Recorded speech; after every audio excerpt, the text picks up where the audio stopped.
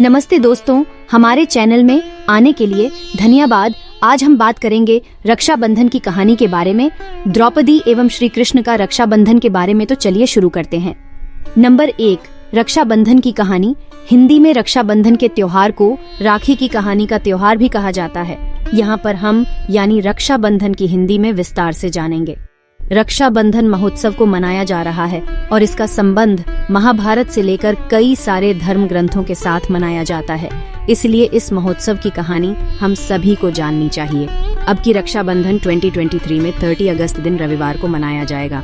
यह त्योहार श्रावणी उत्सव के नाम से जाना जाता है और हर साल श्रावण मास के पूर्णिमा के दिन ही यह त्योहार मनाया जाता है और इसका उल्लेख हमारे धर्म ग्रंथों में भी किया गया है। नंबर 2, रक्षाबंधन के त्योहार में भाई बहनों के हाथ में राखी बांधने की परंपरा वैदिक काल से चली आ रही है।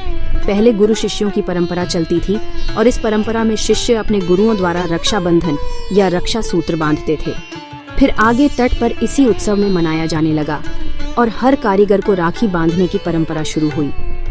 समुद्र तट पर ये जरूरी नहीं है कि अपनी सगी बहनों से ही आप अपने देश में राखी बांध सकती हैं।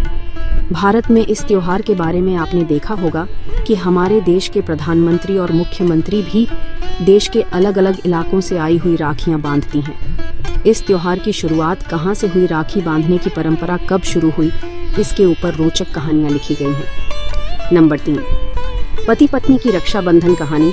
भविष्य पुराण के अनुसार सतयुग में एक असुर हुआ था जिसका नाम वृत्तासुर था। इस असुर ने अपने साहस और पराक्रम से देवताओं को परास्त कर स्वर्ग पर अपना अधिकार जमा लिया। किसी भी प्रकार से अस्त्र शास्त्र से पराजित न होने का आभूषण वृत्तासुर को मिला था, जिसके कारण देवराज इंद्र हर बार हार जाते थे। उसी समय महर्षि दधीचि ने अपने शरीर का परित्याग कर दिया था ताकि उनके शरीर के अंगों से शस्त्र बनाया जा सके जिससे वृत्रासुर का वध हो सके के लिए।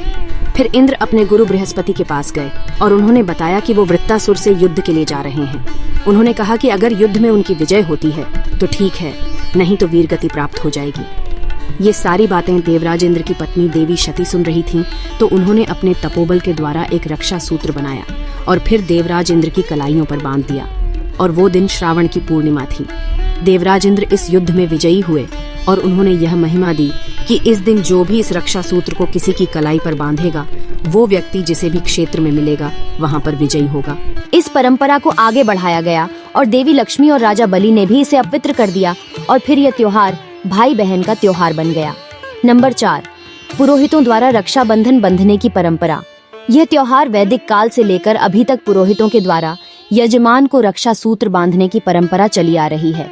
रक्षाबंधन कथा में सबसे पहले श्रावण के पूर्णिमा के दिन पुरोहित राजा और अन्य वृद्ध जनों को रक्षा सूत्र बांधा गया था और फिर राजा और वृद्ध जन धर्म, यज्ञ और पुरोहितों की रक्षा का प्रण लेते थे और इसी तरह से मनाया जाता है रक्षाबंधन का त्योहार। आरंभ में पुरोहितों के द्वारा यजमानों को रक्षा सूत्र बांधने की परंपरा थी, लेकिन आगे चलकर इस त्योहार को अलविदा कहने की शुरुआत हुई और फिर अपने भाई को रक्षाबंधन का आशीर्वाद प्राप्त करने लगी। इस त्योहार में सभी अपने भाई को रक्षा सूत्र बांधते हैं और भाई अपनी बहन को रक्षाबंधन उपहार देते हैं और उनकी सुरक्षा की कामना करते हैं। नंबर 5, द्रौपदी एवं श्री कृष्ण का रक्षाबंधन। महाभारत कथा के अनुसार इंद्रप्रस्थ राजसू यज्ञ के दौरान श्री कृष्ण ने शिशुपाल का वध करने के लिए सुदर्शन चक्र चलाया, जिसके कारण श्री कृष्ण की उंगलियों में थोड़ा सा छेद हो गया। इस दौरान द्रौपदी ये सब देख रही थीं कि उन्होंने श्री कृष्ण की उंगली से लाहू को देखकर अपने आंचल का एक टुकड़ा दूर के श्री कृष्ण की उंगली में बांध दिया। इस घटना वाले दिन भी श्रावण की पूर्णिमा ही थी। इसके साथ ही श्री कृष्ण ने द्रौपदी को ये वचन दिया था कि उस समय उनके आंचल काट का एक एक धागे की कीमत चुकानी पड़ेगी। आगे पांडवों और कौरवों के बीच का विभाजन हुआ, जिसमें पांडवों की हार हुई और फिर द्रौपदी का चीर हरण में श्री कृष्ण ने अपना दिया हुआ वचन को आरंभ किया। ऐसा माना जाता है कि इसी दिन से रक्षा सूत्र बांधना शुरू हो जाता है। अगर आपने इस कहानी को महाभारत में नहीं देखा है तो अभी YouTube पर कृष्ण के द्वारा शिशुपाल वध इस प्रश्न को सर्च करके वीडियो देख सकते हैं।